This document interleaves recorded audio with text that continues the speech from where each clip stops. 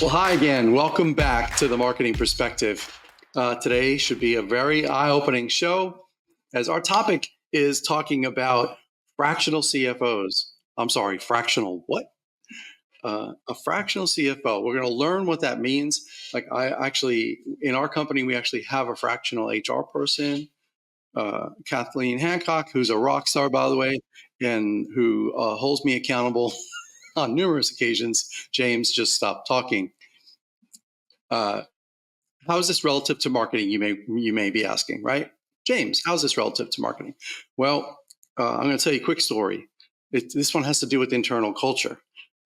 There was this company not too long ago. I'll spare names to protect the not so innocent, and they kind of fell asleep at the wheel of their finances. I'm imagining this is what happened behind closed doors, and they literally just stopped paying their employees. W-2s. For the record, you can't do that legally. Employees don't really like that when that happens. And not just one, like all of them. So I started getting phone calls. I'm just the marketing guy, from outside. And literally people call me, what do I do about this? I don't know. It's out of my purview. I can help you market you. Do you need a job? We'll And I'm laughing now, but it wasn't funny at the time because lawsuits were starting. This guy got pounded on, PR issues. He lost his team. It's kind of hard. I don't want to say the industry. I'm being very careful. It's hard to do the job when you don't have staff that services the job that you're doing. It's almost impossible. And it pretty much was impossible. So you can imagine the hit he took. Well, had he had somebody paying attention to his finances, that probably could have been spared. That is a much more common problem in a small business than you think. So it's definitely something to think about.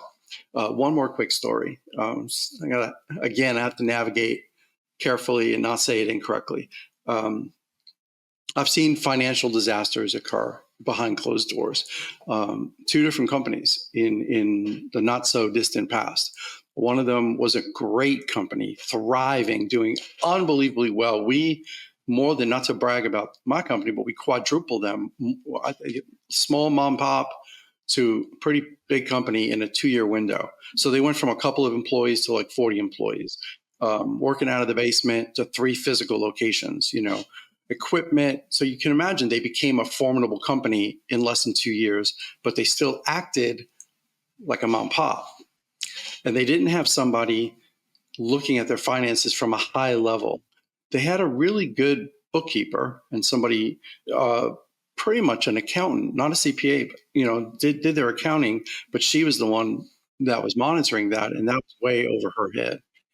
And it blew up pretty badly. And the company, in spite of all of our efforts and the PR triaging that we did, because when money got stolen out of the company, you can imagine the pitfall that happens. Borrowing from Peter to pay Paul is magnified by 1,000, and it was horrible. It was a great company with good owners and a good business model. Watching it blow up, totally out of my control because I'm just the marketing guy, right?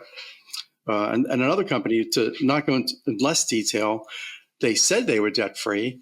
They had signed up to do the marketing, and we had a budget. Everything we do is budgeted, and they signed off on the budget. Oh yeah, we're going to do this, and they didn't have the money.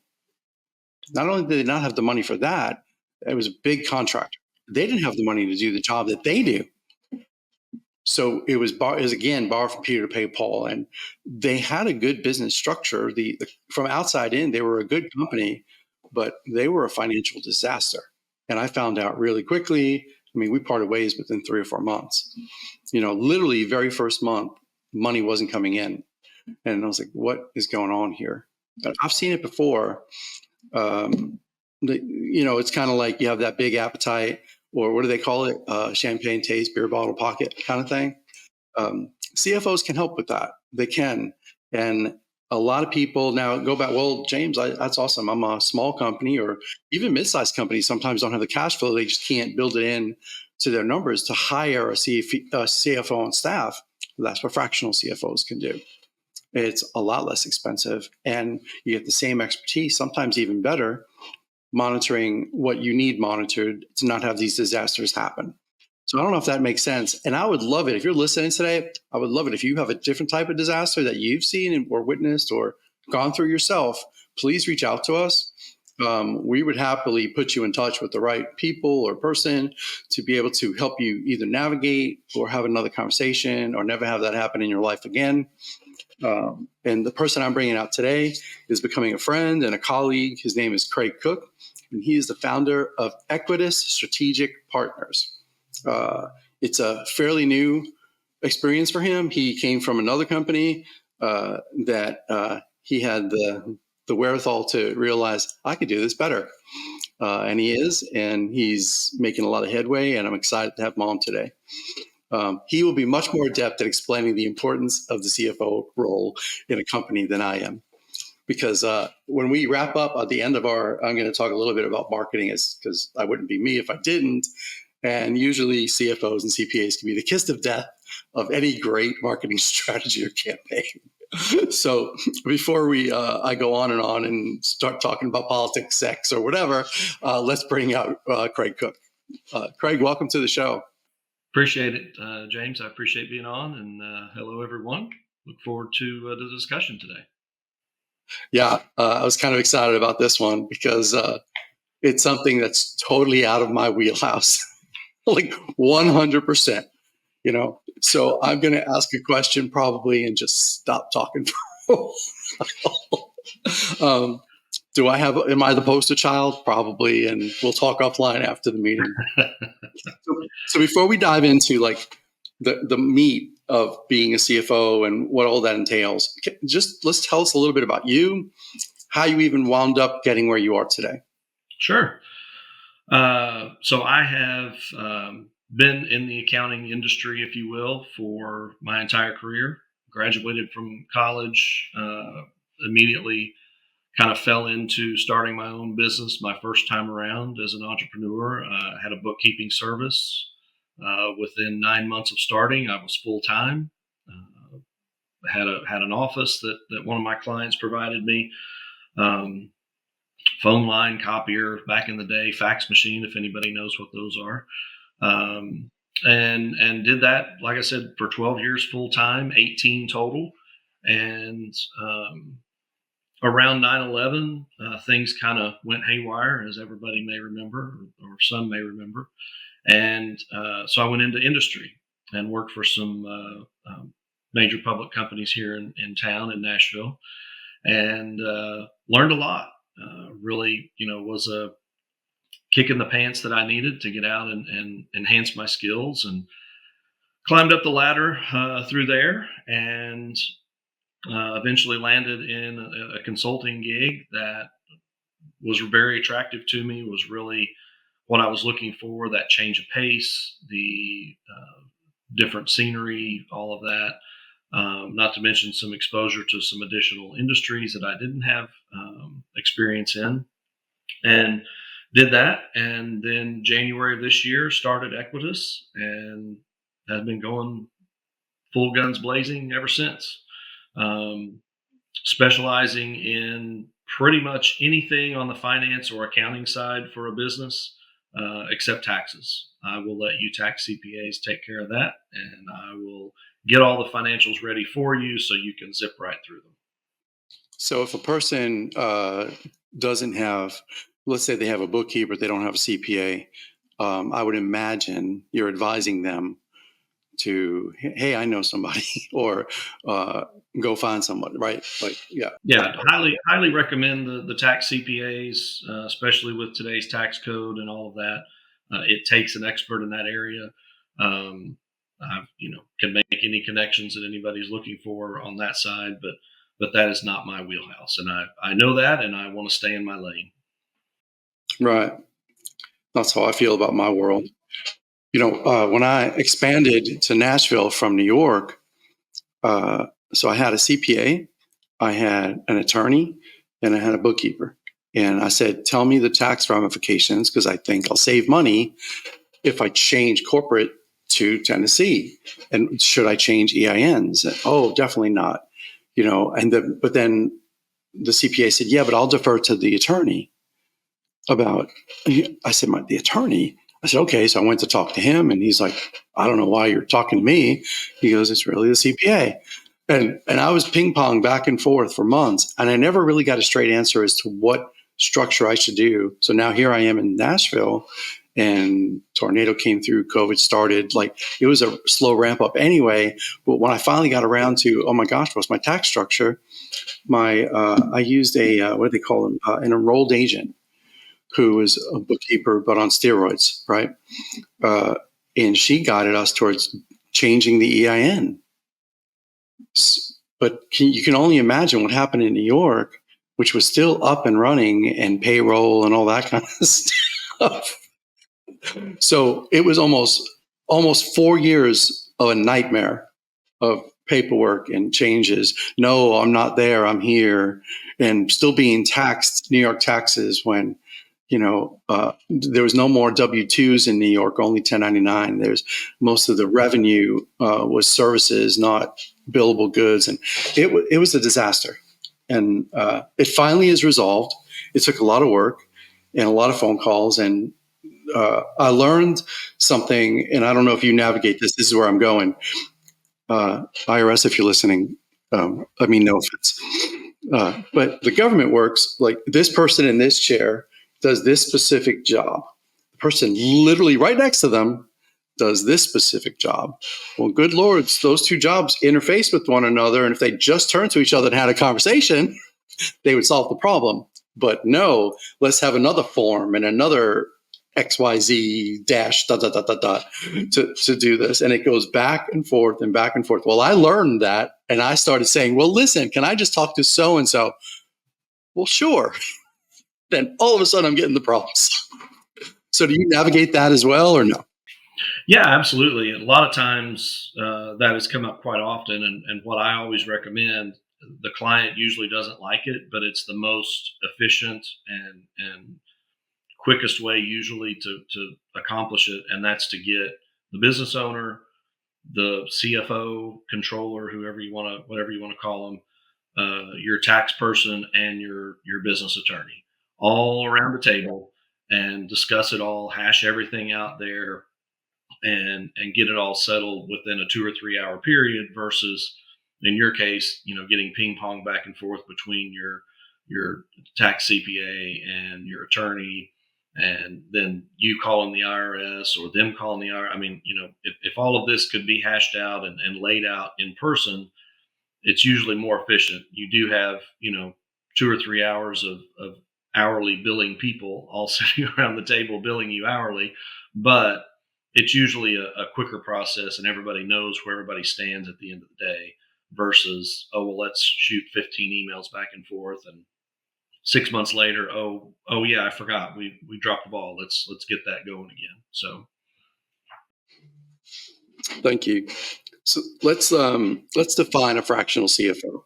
What does that really mean, and what is your role with anybody that brings you in? sure. Essentially, a fractional CFO is it's not as sexy of a term. It really is just a part time CFO. It's just a little sexier term than saying I'm part time, because a business that is 10 million in revenue even doesn't have the budget nor the bandwidth to bring on a highly qualified CFO. Um, Nor do they have the bandwidth to give them 40 hours of work to keep them busy and do things. They're going to overlap into some other areas. Sometimes that may be good and fine. Sometimes it's just a waste of their time, or they're putting them in situations that they're not equipped for. More on the operations side or the HR side or whatever. So, um, but the person, the role fills the same gaps that AT&T's CFO does, just on a much smaller scale. Um, they're still handling the overall accounting and finance issues within a company. They are, assisting the CPA with any tax questions that may arise. They are working with banks. They are working with lenders. They're working with investors. They're working with,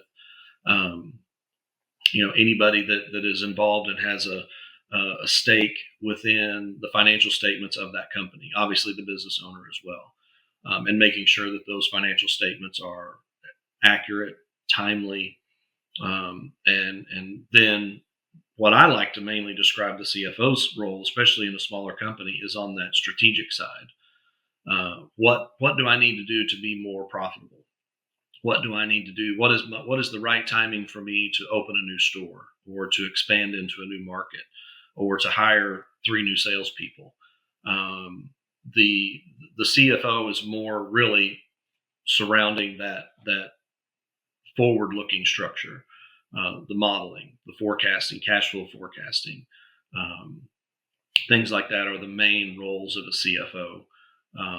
Again, working with banks, getting financing, looking for new investors, between them and the business owner. And it can be as many of those things, or as few of those things as the business dictates, as the business owner dictates. But it's strictly on a basis that is comfortable cash flow wise for the company, but also to fill those needs. And those are needs that every company. It doesn't matter what size you are, whether you're 100,000 or 100 billion in revenue. Everyone needs that person in there doing those roles, filling those tasks. Um, Obviously, an AT&T and Amazon, they've got CFOs and assistant CFOs and every level in between. That's not needed for um, your usual small business entrepreneur. In the beginning of this show, I kind of brought up a couple of horror stories that I've seen and witnessed, and if you caught those, um, can you speak into either one of them and talk of how a CFO could have helped navigate that better and probably spared them the pain and suffering that they went through? Sure. Specifically the example you gave of the company that just stopped paying their employees. Most CFOs that have been a CFO, they usually have some HR background or some HR responsibilities in previous uh, positions, oversight. Not all, but some do. But regardless, they know that you can't just stop paying your employees. You can't just stop paying your payroll tax. All of these things have to keep going, and to have someone in that seat that's worth their salt, that can go to the business owner and say, "Look, you just can't do this.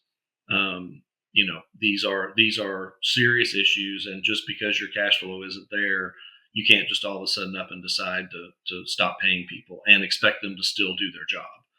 Um, a, a, a, One of the most important things that a CFO does, and I learned this in my career, being brought in a situation, and then the CFO not really keeping an eye on cash flow, with a substantial size company, and they were let go.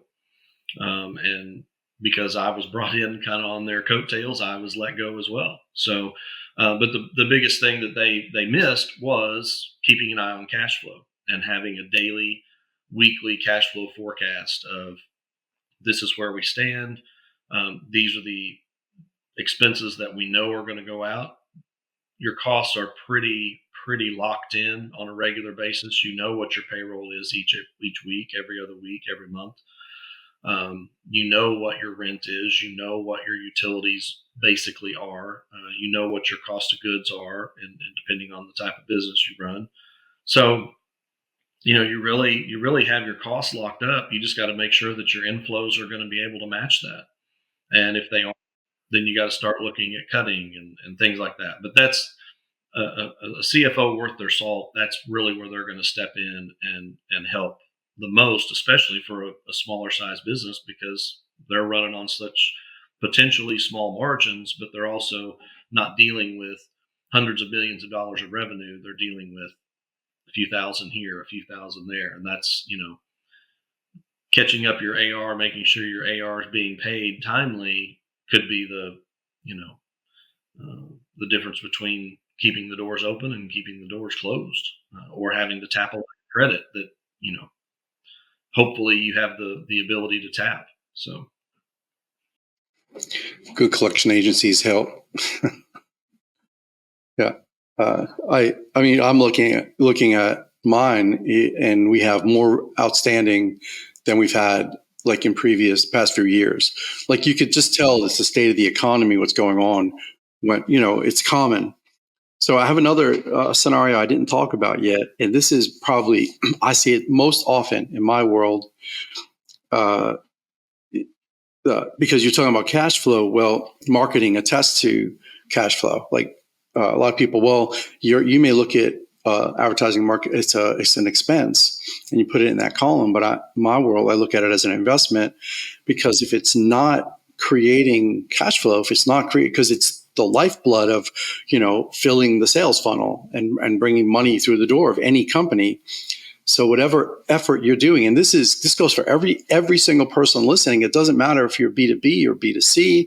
It doesn't make a difference. There's some effort that has to bring business to you. So whatever money you spend or whatever effort, it's got to be tracked, and you have to see that your numbers are going up. Marketing is a pivotal part of success of cash flow. It just belongs there. So from my chair, I see. Uh, I look at our effort as so critical to the success of a business or growth of a business on a regular basis, because that's one of the things that we specialize in is growth. But if the money isn't there, something is wrong. And I would openly say, if you're doing something today and you're not seeing your numbers go up, why are you continuing to do exactly the same thing? I would say the same thing to my own clients. I was like, look, here's the data. This isn't working. We need to change gears and do something different. And they're astounded as how blunt and transparent I'll be, because it's about a result, right? And you probably see that even closer than I do because you're behind the veil. yeah, the the cash flow of a company is its lifeblood. You ask any business owner what keeps you up at night, cash or lack thereof is going to be your number one answer 99% of the time. Um, and if it's not today, then it will be tomorrow. If there's another issue keeping them up, but yeah, the ability to I've got a prospect that I'm looking at right now, and he keeps I keep saying, hey, when you ready to take the next steps, when we're ready to get started, and his comment back to me is, right now we're in such growth mode that any new expense I've got has to eventually be a positive cash flow for me. In other words, even and not just a 1-to-1, but like a 5-to-1. He wants a 5-to-1 return on revenue for any expense that he's bringing in, which mainly is his, a new salesperson or whatever. So, because they're in such growth mode now, eventually that's going to slow down, and he's going to have to be in some sustained mode and get financial statements, in there accurate, so on and so forth. But that, and I totally respect that and understand that. And, I'm standing by at his timing and everything. But, but like I said, that's what he's looking at. And tons of business owners are out there doing the exact same thing. Just really, they're being so successful that they don't have time. Now, my statement back to companies like that, business owners like that, is I respect that. I get it. I know you're overly busy, but a lot of the times when I'm trying to get a sale, get a contract closed, I'm not even really talking about the financial savings that you're going to get. Obviously, I'm a cost. I consider myself a value, but I really consider myself a time value.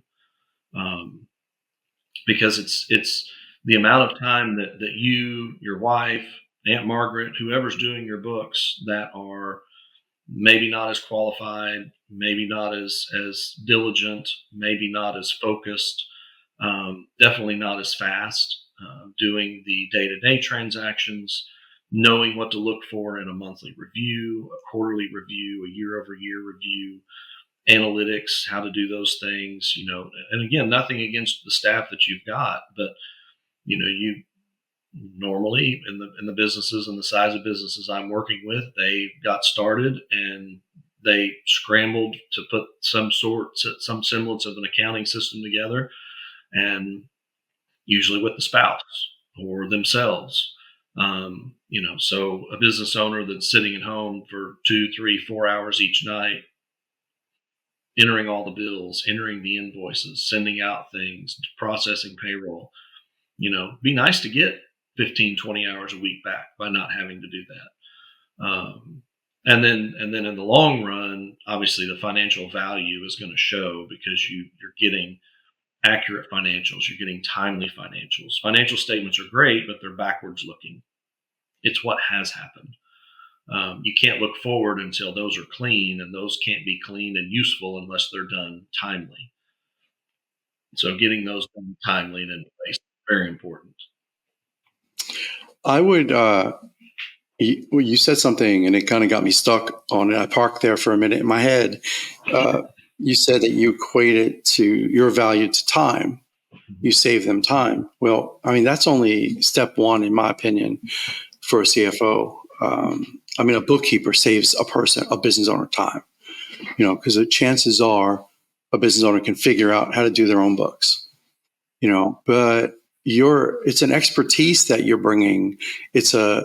The value add is the education and the experience that probably surpasses that entrepreneur. Most people start up a company. They're really good at what they do because they came from corporate or something. And that world, I mean, that's my background. I came from big, Madison Avenue, and hated it and wanted to do my own thing after 9/11. And so that's my story. And that's how I became an entrepreneur. So a lot of people have the same kind of story. They're really good at what they do, but they are not good at all the other things, including the finances. So in my opinion, it's a lot more that you're bringing to the table. It's something that knowledge that they don't know, and expertise that they don't know. You're looking at something from 1,000 feet and giving advice, even financial advice on the business, on how to help it to grow, how to not get into cash crunch problems. It's a critical role. Yeah. And I can see the difference in companies when that person is not present. Yeah. I almost all the time. I mean, because Mark, we get under the hood. We get to know everything. I know where the bodies are buried. We do the PR of the clients that we serve, so we know it all. That's why those NDAs are so strict. And if I catch myself ever on one of the shows and I'm talking about a story, I have to be very careful. Mm-hmm. Mm-hmm. You probably do too, I imagine. From the financial standpoint. Yeah. So I just wanted to give that back. And if you're listening today, I know how Craig is a humble man. I know he is. I just know that chair is much more important than how you described it. I was like, well, that sounds like a bookkeeper. Yeah, and that's true. You're very true, and that's I may have sold myself a little bit short on that side, but everything starts with that foundation of bookkeeping. I can review financial statements all day, but if the information's not in there, I'm only reviewing 10% of the data. Those mean nothing, and I've wasted my time reviewing. So you've got to get that foundation in, and like I said, in and in correctly and in timely, and it's so important. The number of times I've walked into a client and pull open the books and I see 1,200 transactions that need to be categorized going back 9 months.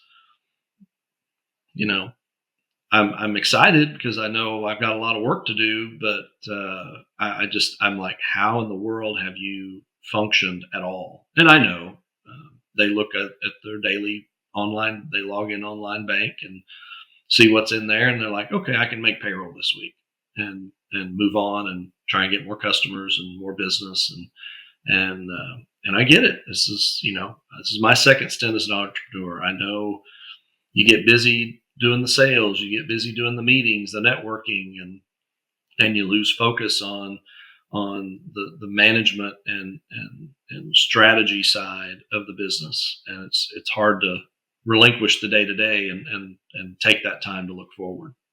And that's where a CFO can really help pull a lot of that data out and then present it to you, and you can look at it, review it, and make decisions in a 2 or 3 hour period versus you doing it yourself, trying to figure out what's a gross margin again, what is and all of these things can be done for you in a much quicker and more succinct presentation that you can then say, okay, I want to do X, Y, Z.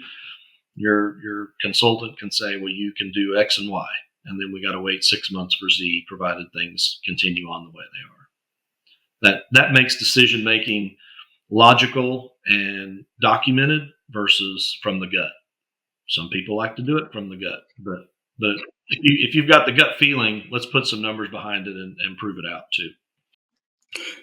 Well, with that said, let's talk about budgeting a little bit and the importance of budgeting. I could tell you from my side of the table, more times than not, if I had $1 for every company I've met and I say, what's your marketing budget? They may have a number in their head, but they don't have an actual budget. So what that tells me, without knowing anything else, is they probably go over budget at times, and then they're overspending and they say marketing doesn't work. I think it works, but there's a process and there's a formula and there's a lot to it when it's done right. And budgets is how you say the books. You have to put the numbers in. So in my world, if I don't have a budget, I literally cannot put a pen to paper. So you see it probably much deeper than just marketing. So talk about it. I see it deeper, but I see it more from a complete package. Obviously, I'm looking at every line item on the P&L and balance sheet. So being in there and I always caveat when I say budgeting to realistic budgeting. Everybody's got a budget in their head. Business owners, they love their business. They think they're great. They most of the time are. I did $1 million last year. I'm doing 10 this year. I just know things are going to explode, right? Okay, well let's take a step back and realistically look and see what makes you think you're going to go 10 times revenue year over year. Normally, that does not happen. So realistic budgeting is very important, and it goes hand in hand with the cash flow forecasting that I mentioned earlier. And being able to look at your financial statements and compare it to what you did budget and see, why did you, if you've got a realistic, logical, strong budget and your actual numbers are either meeting it or not, that gives you a whole lot more information to dig in and say, okay, why am I not meeting these numbers that we put together in this budget? Could be the economy. Could be that your service line has decreased by 5 services. Your product line, you're over budget now because you've added all these new products that you didn't think you were going to add. And having then explanations for those variances, that's what the big companies do. They dive in, and everything is tied to the budget, and they dive in month after month, and everything is explained. Okay, you budgeted this, the number's this, why? And the person responsible for that line has to give explanations.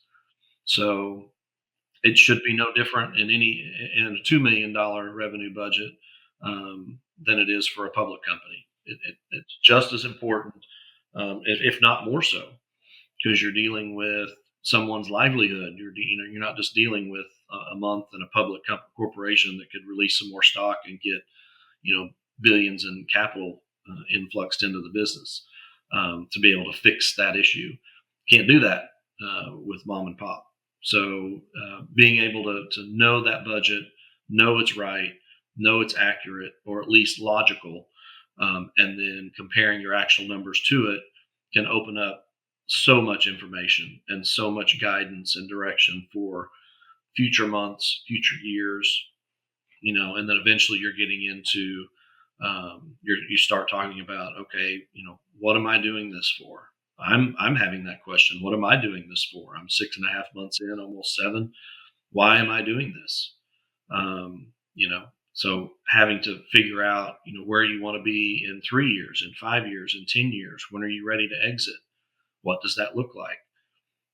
Having those financial statements, an educated, sophisticated investor knows when you've been doing well in your accounting and when you've not been doing well in your accounting. may not affect whether they want to buy you out or not, but it sure will affect the value that you're going to get for your company if you've not been keeping good books. They see something like that, and they know the business, they know the capabilities of it. They're licking their chops because they know they're getting it on, potentially pennies on the dollar versus having to pay maybe they're paying a 2 or 3 multiple when if everything was good, tight, tidy, excellent financial statements, excellent history, excellent forecasting. You could then go to a 10, 12, 14 multiple when you're exiting, when you've got things the way they should be versus, and you're losing out, on several degrees of multiplicity there. And that's just because you didn't take care of the basic daily transactions and financial statements. I just got a little stressed. and I know I'm talking a lot about the actual accounting side. Obviously, that's where I came from first, Sure. longest, but all of it ties together. Like I said, you've got to have that foundation of the day to day. You've got to have those transactions reviewed. You've got to have a clean balance sheet. You can't let stuff get tied up on the balance sheet because that just means you got to clean it up later, and that's a big number usually that has to get cleaned up when it's found and fixed. But all of that has to be right before you can even start looking forward, and that's where the CFO comes in. But again, all that data and information has to be right and timely. I had a client one time that we were trying to do some succession planning for him and things, and the last time they got good financial statements was like March. This was in October, and then November, and I just couldn't get their bookkeeper to get caught up and get things timely. And we were brought in there by another party of theirs that was looking to help them with their succession planning. Well, I can't give them the numbers that they're wanting and data and forecasting because nothing is recent. Does me no good to forecast from a March P&L when I'm in October. Right. So it's all tied together. It's all tied together. Yeah, it's a snowball. And so what do you do in that situation? Is that when you start making recommendations that they may need a different bookkeeper, or, do you roll up your sleeves? Like, how do you take care of that? Yeah, usually I haven't had to recommend a new bookkeeper very often because they kind of, once I bring things to light, from the review of the financial statements and so on, and trying to put a cash flow forecast together and trying to do some modeling, some forward-looking P&L forecasting, I come back with questions of, hey, I saw this and it was this and now this has changed or whatever. And they're like, yeah, that's my bookkeeper. They're not, and they probably already have an understanding that they may not be as on top of it as they would like. And then they start investing more money in a fractional CFO, and they're like, okay, I got to cut bait at this point. And then they're saying, they kind of figure it out on their own with a little prompting from whoever's doing the review, whether it's the bank, whether it's their wealth advisor, whether it's me. But yes, that does happen occasionally, and then just again getting someone who's and it may be the wife, and that's the hardest situation, or the business owner himself for that matter. But it's just getting them to understand, look, these things, it's all tied together, and in order to do this thing at the end of this line, we've got to get everything right at the front, and not having those numbers in there, it does nobody. You were talking earlier, and you made what you do very human, and like, again, outside looking in, when I was you were talking about that business owner and what happens day to day, and the trials of being a small business owner. And it's simple, but it's so hard, and these people, everybody loses sleep for different reasons, right? But I was thinking, like, I related to, well, when is it the right time for a business to be ready for a fractional CFO? Like, how do they, like, a light bulb's got to go off that I'm over my head. I really need somebody with more expertise that can look at this differently. Is there like I mean, you may say, well, all the time, everybody, like I say that about marketing, everybody needs marketing. Yeah, Like, of right. course you do. Well, like I said, every company needs the bookkeeper, someone to review, and someone to do the forward looking. Um, the life cycle usually is they're looking at, hey, I've got substantial growth.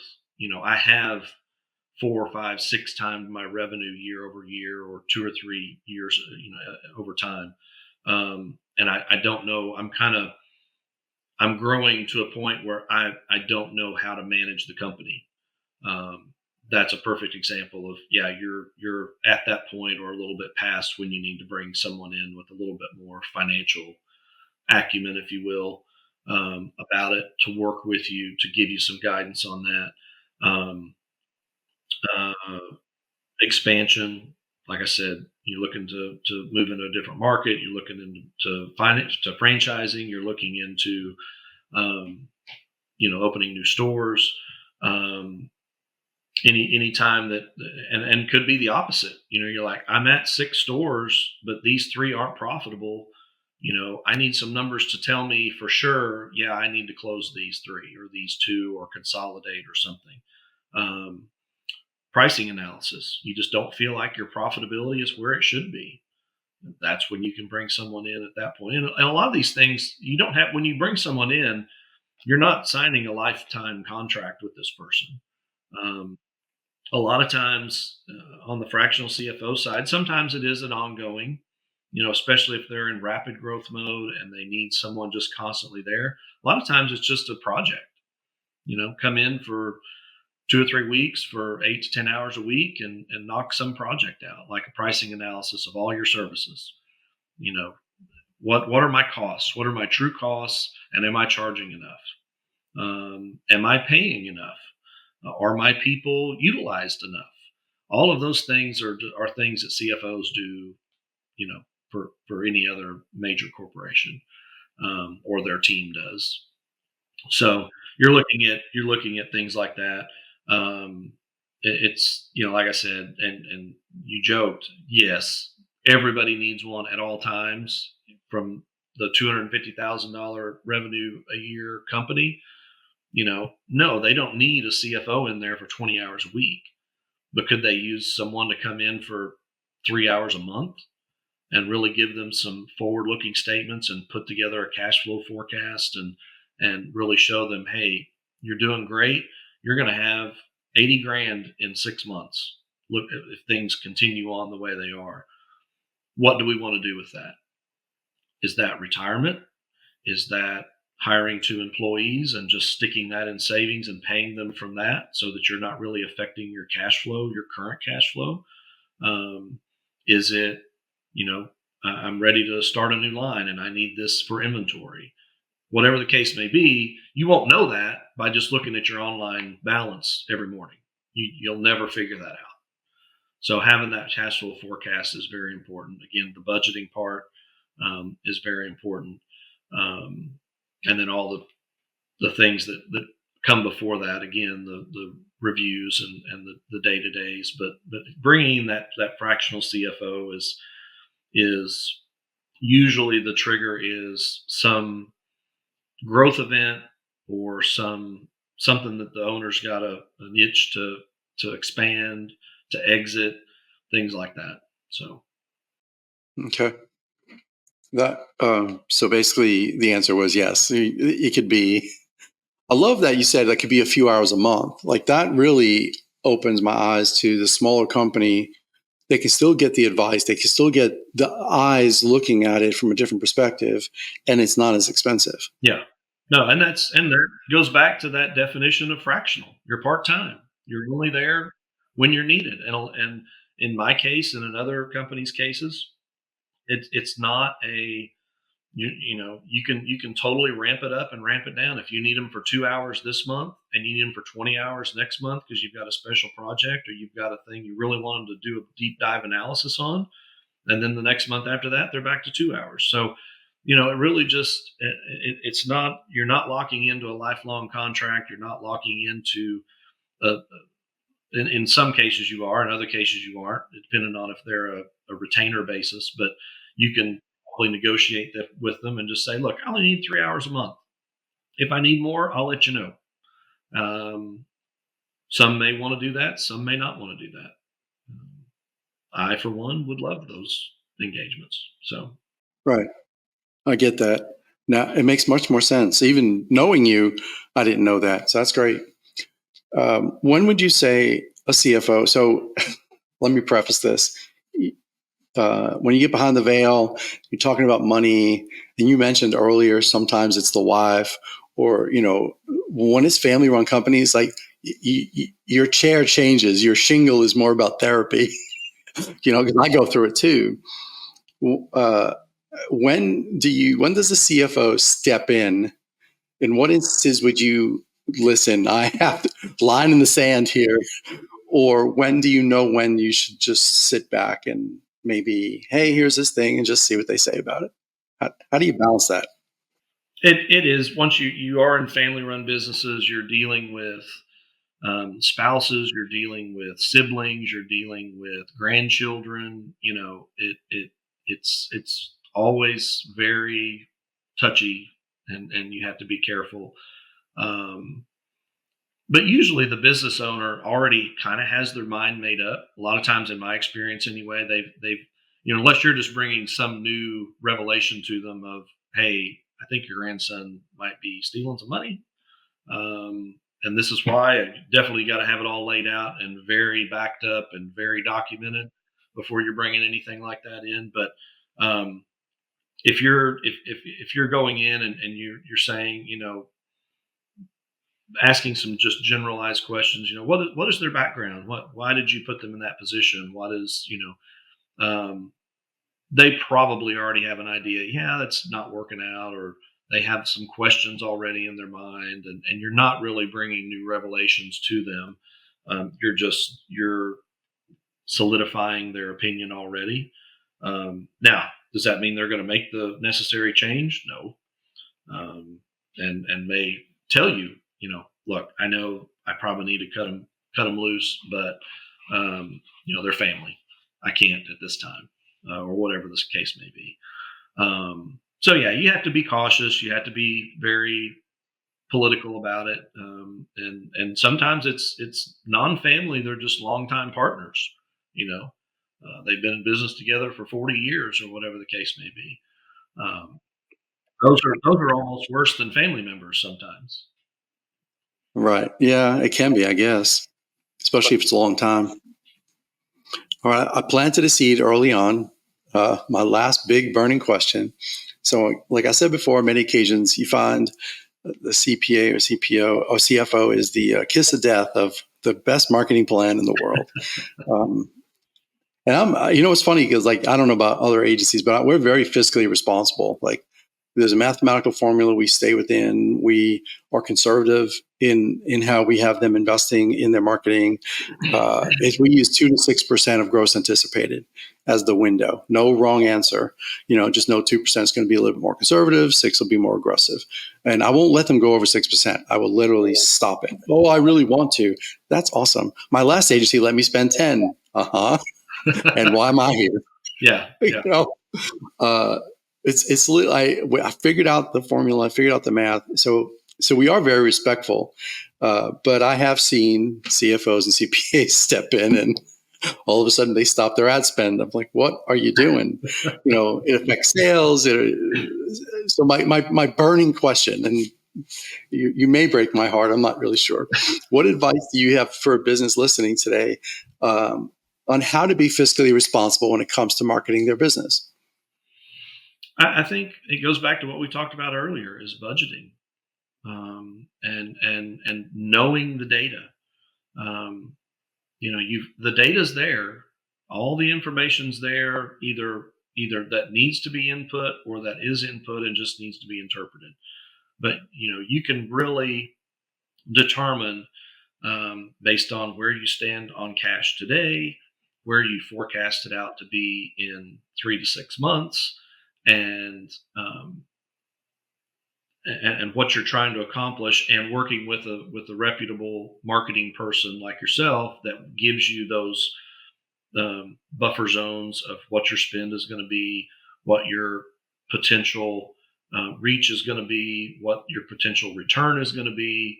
ROI is one of the big calculations that CFOs are going to do on any new cost, is what's this bringing back to me. I kind of mentioned it earlier with the prospect I'm working with, and he wants that 4 to 5 times ROI for whatever he's spending on whoever he's bringing in.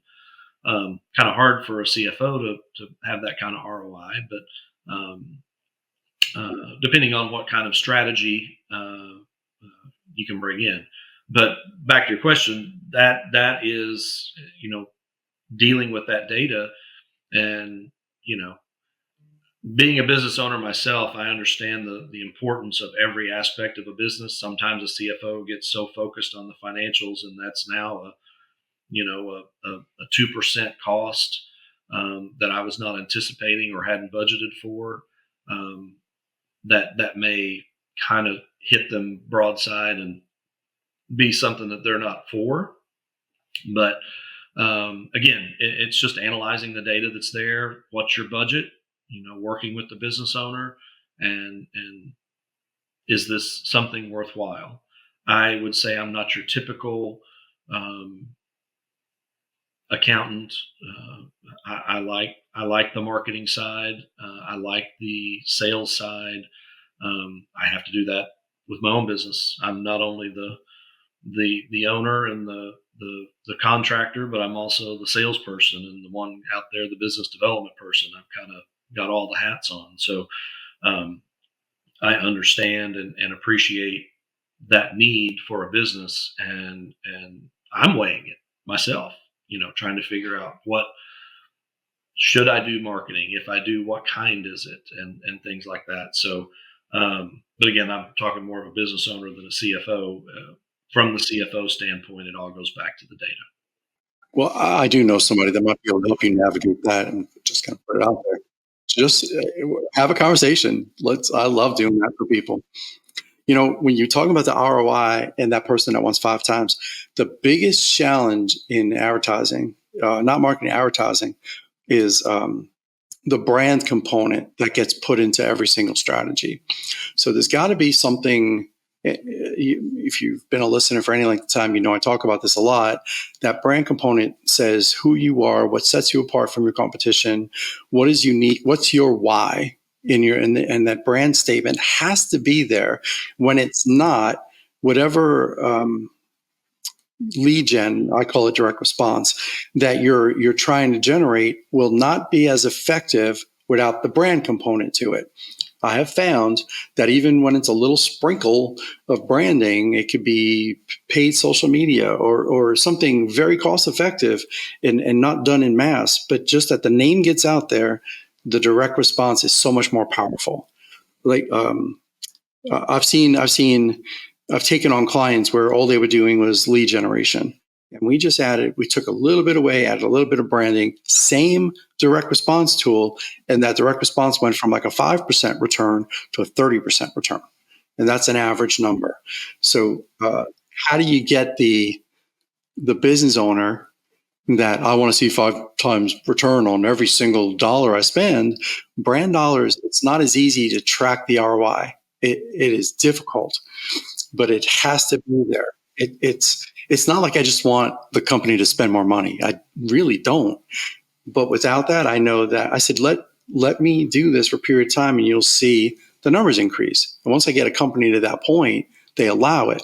But like people in your chair are like, brand, what's the return on this? Well, it's built in. The strategy as a whole is what brings the result. It's not a thing. It's not, we're going to do this one thing and it's going to rule the world and we'll make billions. No, there's steps. So how do you navigate that? And how do you equate it in a budget? and the client's got to turn around and say, oh, sure. Well, the CFO said, but we're not going to get a return on this directly, but it works. Yeah. Oh gosh, that's a tough one. Yeah, for me, I really, my why, I don't know if this is what you're exactly looking for, but my why is I love the entrepreneur spirit, and I really, truly want to help entrepreneurs make the most out of their business. And I know that I don't know it for a fact. The old adage, most small businesses failed in the first 5 years. I've got to believe that there's a pretty significant percentage. I won't say it's the majority, but a pretty significant percentage of those fail because they fail in the accounting. They don't know what their costs are. They don't know how much they should be charging. They are out there thinking they're making a lot of money when at the end of the day, every time they leave the parking lot to do something, it's at a loss. The old Dave Ramsey adage: it doesn't matter if you lose a penny or a nickel or whatever. And you sell 1 million items, you're still losing a nickel per item. You're still going to have a loss at the end of the day. It doesn't matter. Volume doesn't matter. So, for me, it's really wanting to help them understand and make the best decisions they can financially, and getting in on that ground floor. That's why I don't mind working with startups. I don't mind working with pre-revenue, because all of that accounting has to be set up and accounted for properly to, once they are in that revenue mode, things have got to get categorized correctly, or you're going to be, it's a lot cheaper to get it set up on the front end than to bring me in, 3 years later and fix the issue and fix the big problem.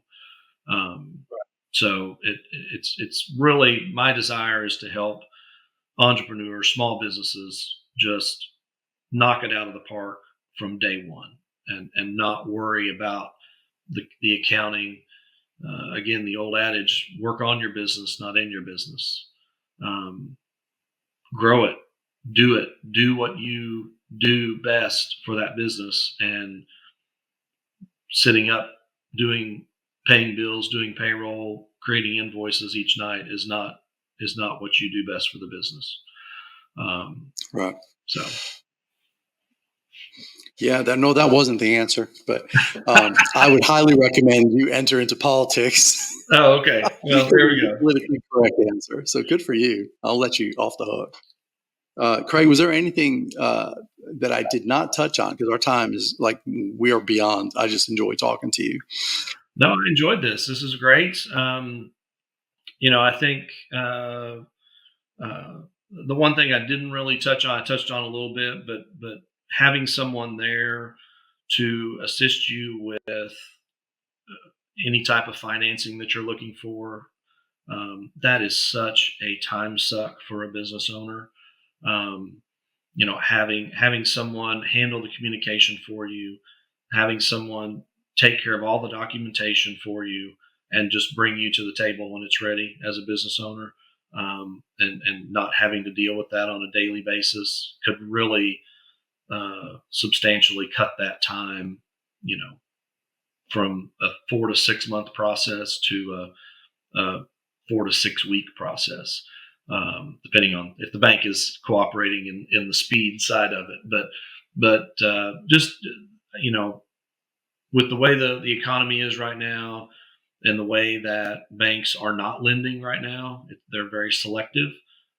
Having someone in your corner that kind of knows where the banks are coming from, who's lending, who's not, is a huge help. And that's where a CFO can really step in and help and guide that process to completion in a lot quicker time frame.